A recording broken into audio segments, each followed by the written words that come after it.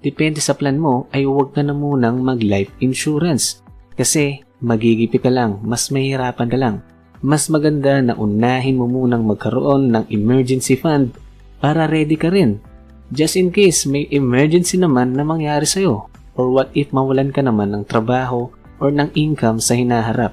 Kaya maglaan ka sa emergency funds mo ng around 3 to 6 months ng expenses mo kada buwan. Mas maganda ng ready.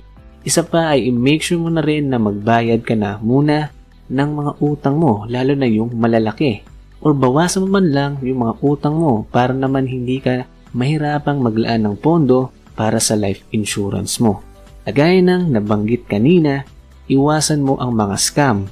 Kaya do your own research about sa company na paglalaanan mo ng pera.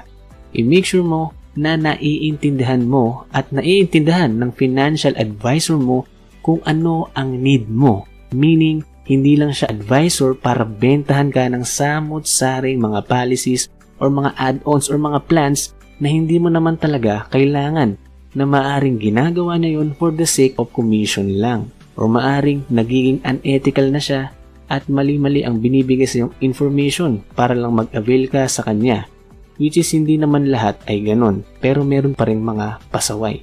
Kaya ugaliin na lagi magtanong, mag-research at huwag basta-basta oo lang ng oo tapos pirma ka ng pirma, pero hindi mo naman nauunawaan lahat. Kaya isure mo ang insurance mo. Okay?